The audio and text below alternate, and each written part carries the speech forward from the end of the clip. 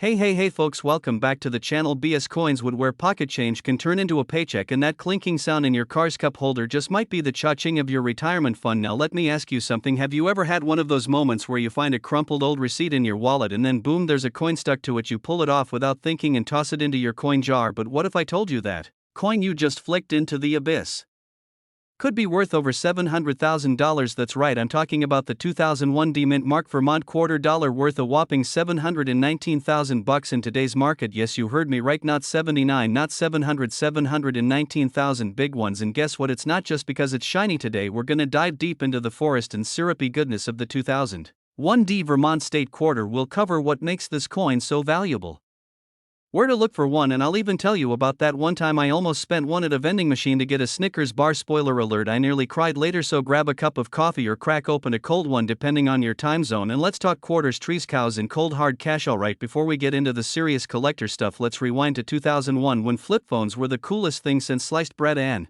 everyone was burning mixed CDs. The US Mint released the Vermont State Quarter as part of the 50-state quarters program. You know, that program that made everyone start checking their change like treasure hunters on a caffeine binge. Vermont's design features camels, hump mountain, and a couple of maple trees with someone tapping them for syrup, which is just the most Vermont thing ever aside from flannel and Bernie Sanders. Now here's the kicker. While the 2001 Vermont Quarter isn't rare in general, the 2001 D Mint Mark version has a few special variants that make it crazy valuable. And no, we're not talking about it being dipped in gold or signed by Paul Revere. This value comes from a sweet combo of mint errors, condition, rarity, and collector frenzy. So what makes this quarter worth over $700,000? Only a few of these 2001 D Vermont quarters were struck with a rare die error. We're talking about things like double dies, off-center strikes, or a misaligned die that causes details to look distorted or shadowed. In some cases you get this wild-looking quarter that's just wrong enough to be right. In the collector world, it's like that misprinted baseball card with the upside down player. People go nuts for it. Here's where the nerdy grading scale comes in. Coins are graded from 1 to 70, and the closer to 70 you get, the better. Well, a 2001 D Vermont quarter in mint state 68 or higher is like finding a needle in a haystack, and that needle is made of diamond if you've got one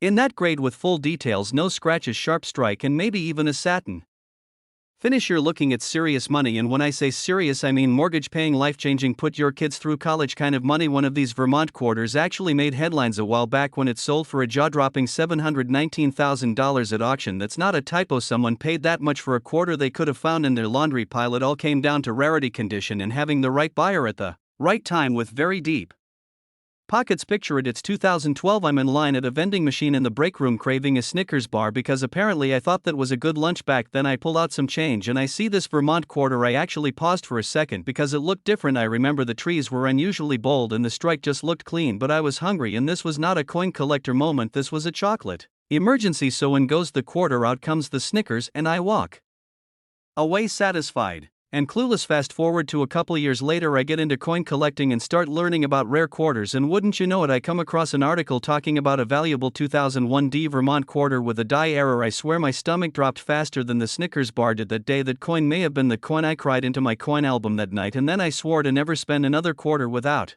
squinting at it like I'm solving a mystery. Now here's where you get involved. You might be sitting on one of these bad boys and not even know it. Flip through your change jar and look for these telltale signs. First, check the date and mint mark. It should read 2001 with a little d under. In God we trust. That D stands for the Denver Mint. Next, look at the condition. If it looks like it just left the mint yesterday, you might be in business. Then check the trees and the syrup buckets. Look closely at the edges of the design. If anything looks doubled, off-centered, or strange, that could be a sign of a die error. If you've got one that ticks all these boxes, do not take it to a Coinstar machine unless you're planning to fund someone else's vacation. Get it graded by a professional organization like PCGS or NGC. It might cost a little to grade, but if that quarter turns out to be worth hundreds of thousands, you'll be glad you did this. Of this year, the current market value for the top tier 2001 D Vermont quarter is sitting at $719,000. That's right, this is not a myth, this is not urban legend territory, this is cold hard numismatic fact. Collectors are paying huge premiums for the rarest specimens, and the demand isn't going anywhere. In fact, with more and more folks turning to alternative investments like rare coins, the competition is heating up faster than pancakes on a Vermont griddle. One, don't underestimate your change. Two, that quarter in your junk drawer could be worth more than your car. And three, Snickers bars are dangerous.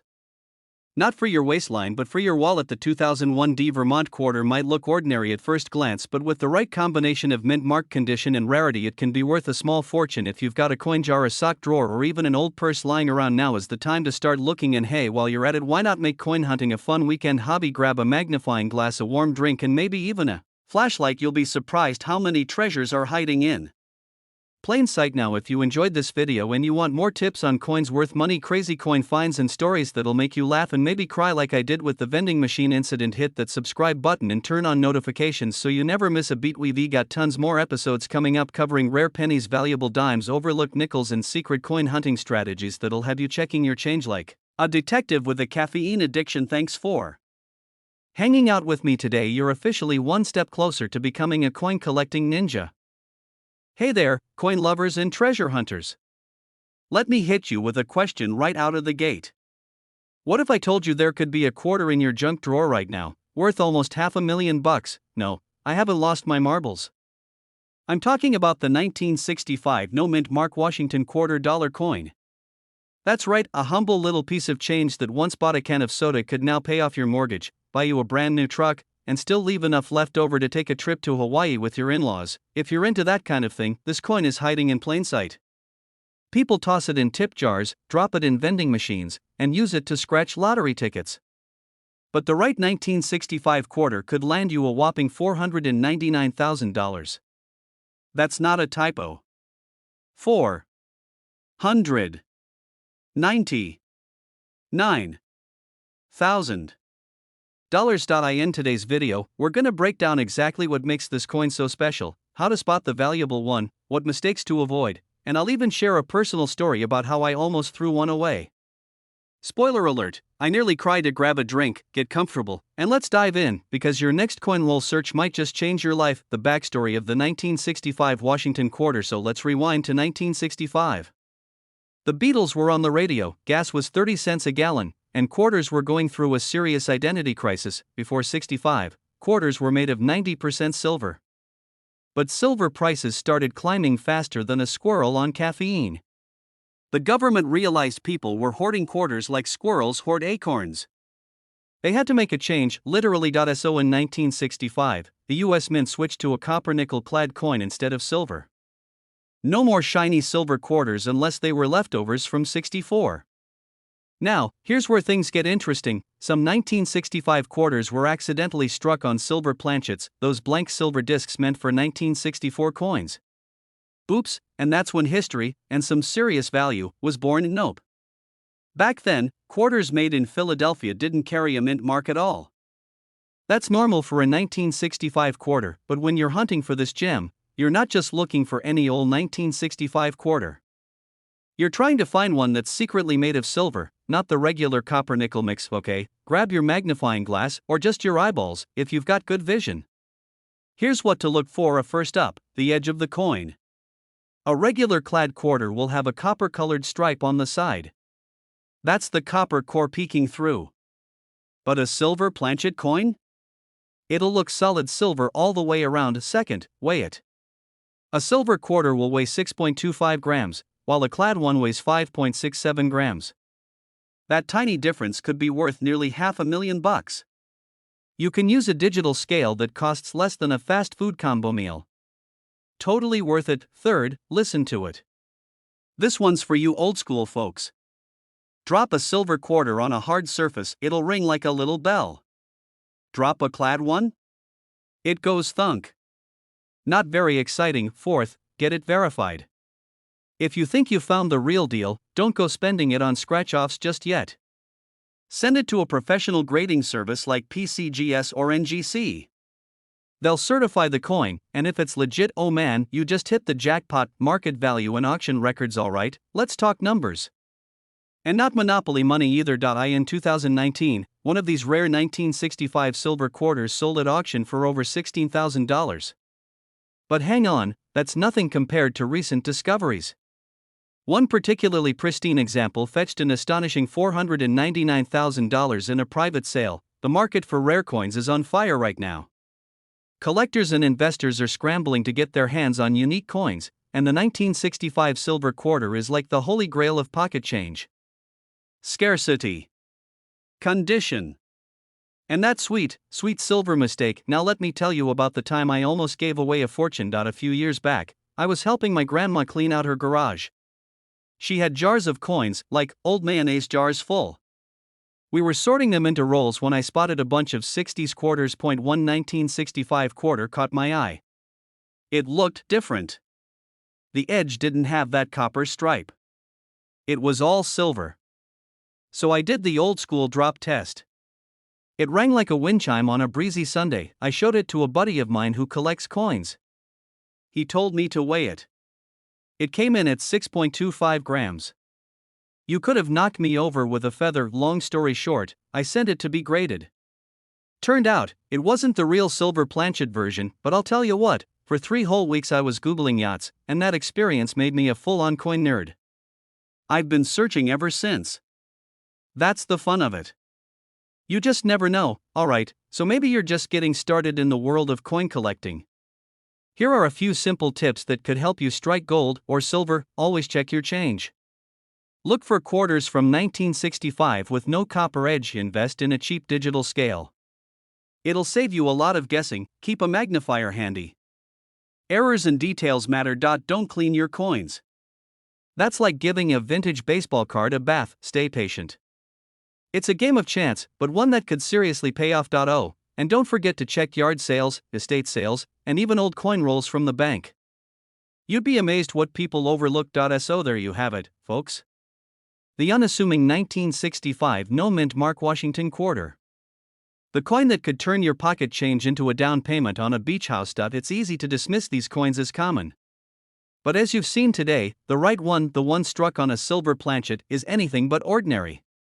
With a current market value of nearly $500,000, it's like holding a winning lottery ticket that most people would just flip into a toll booth. Look, I'm not saying you should quit your day job and start crawling around parking lots for dropped change, but I am saying it wouldn't hurt to give the change jar a second look.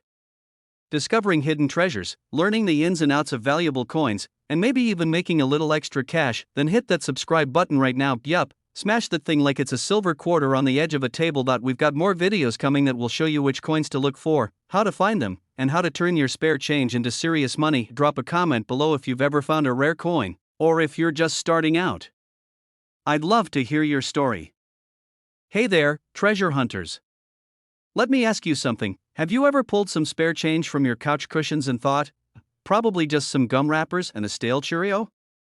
Well, what if I told you that one of those ordinary looking coins, specifically a 1987 D Washington quarter, could actually be worth a jaw-dropping $839,000 today? Yup. That's not a typo. $839,000. That's more than most folks make in a decade. All wrapped up in a little hunk of copper and nickel you might have used to pay for a gas station coffee. So grab a drink, maybe a snack, and settle in, because today we're diving deep into the story behind this 1987 D quarter and how it went from lunch money to life-changing money. We're gonna break down why it's worth so much, what to look for in your own change, and I'll even share a little embarrassing story of my own coin collecting adventure that proves this hobby can surprise you when you least expect it. And stick around to the end because I've got some coin collecting tips that could turn your next handful of change into a payday. So let's start with the basics. The 1987 D Washington quarter is part of the standard Washington quarter series minted from 1932 to 1998 before they started the 50-state quarters program. The D stands for the Denver Mint, and over 655 million of these quarters were produced. That's a whole lot of quarters. Most of them are only worth, well, 25 cents. Maybe a buck or two if they're in pristine, untouched condition. So how in the world does one of them reach $839,000? Mint errors. Yep, that's right. Not all coins come out perfect, and sometimes, that imperfection is exactly what makes them valuable. In the case of the 1987 D quarter, the one that fetched this jaw-dropping value had some wild, ultra-rare errors and conditions that made collectors lose their minds. Double dies, where the design gets stamped twice, slightly offset, planchet errors, that's coin speak for the blank metal disc it's made from, an extreme-grade mint state, like MS-68 or above. This particular coin had a rare double die obverse, making George Washington's face look slightly ghosted or blurry under magnification. Combine that with a virtually flawless condition, meaning it looked like it just rolled off the mint yesterday, and bam. Auction houses started drooling, and if there's one thing collectors love more than a mint error, it's a shiny, high-grade one-of-a-kind mint error. And now, don't go dumping your change jar just yet. While over 600 million 1987 D quarters were made, only a handful have ever turned up with the rare combo of errors and condition needed to reach that kind of value. Think of it like buying a lottery ticket. Most are duds, a few get you $5, and one might just change your life. So yeah, your odds aren't great, but they ain't zero either. And that's what keeps coin collectors hooked. There are only a few of these mint state error 1987 D quarters floating around, and most are tucked away in private collections or museum vaults. But every now and then, one surfaces and the price goes through the roof. Let's get practical. If you want to spot one of these unicorn coins in your own pocket change, here's what you do: flip it and squint. Seriously. Look closely at both sides of the coin. Use a magnifying glass or one of those jeweler's loupes like the pros do. Check George's face. A double die will make his image look kinda shadowy or like he's got a twin peeking out from behind. Look for off-center stamps. If the image isn't perfectly centered, boom, you may be onto something. Graded. Coins are graded from 1 to 70. Anything above 65 is considered rare. A coin graded MS68 or higher? Now we're talking money, and if you think you found something good, get it graded professionally. You can send it off to a service like PCGS or NGC. That's where the real value gets confirmed. So a few years back, I was rummaging through a junk drawer looking for spare batteries, the drawer where we all throw everything from paper clips to birthday candles. I found this old pill bottle full of coins. Mostly nickels and quarters from vending machines I used to rate at work. I dump the whole thing out on the table, start flipping through, and I find this grimy 1987 D quarter. For a second, I get excited, like, could this be it? Am I about to retire early and buy a yacht? I squint at it. Nope. George looked like he just came out of the dishwasher. Faded, scratched up, barely legal tender. But I didn't toss it back. Because that was the coin that kicked off my collecting hobby. I've got a binder full of coins, I've learned a ton about rare mint errors, and I even scored a 1983 P quarter with a die clash worth $300. Not quite yacht money, but hey, more than a Starbucks run. The point is, even the coins that aren't worth thousands can still be worth something. And every coin tells a story. Even if it's just the story of how you lost your last quarter to a vending machine that gave you the wrong chips. Where to find more of these coins? So where do you actually find these hidden gems? Coin rolls from the bank. Ask for rolls of quarters and hunt through them. You'd be shocked what's hidden in dusty jars. Seriously, check the tip jar or glove box. eBay's got a bunch. But beware of fakes. Always buy from reputable sellers, and when you do find a coin that seems suspiciously perfect or off center, don't rush to clean it. That's the number one mistake people make. Cleaning can kill a coin's value faster than you can say Brillo pad. That a 1987 D Washington quarter might just be worth more than your car. That mint errors and top-grade coins can turn pocket change into a payday. And that sometimes the most ordinary stuff, like the quarter in your laundry pile, can be anything but ordinary. But here's the real takeaway: if you don't look, you'll never know. Coin collecting isn't just a hobby, it's a treasure hunt. And who doesn't love a good treasure hunt? Now, if you enjoyed this video and want more down-to-earth tips on coins that could be worth serious money, do me a favor, hit that subscribe button like it owes you lunch money. And turn on notifications so you never miss a video. We're building a community of collectors, rookies, pros, and everyone in between. No judgment, just good info and a few laughs along the way. Drop it in the comments, I love hearing them. And hey, maybe your story will be the next video we dive into.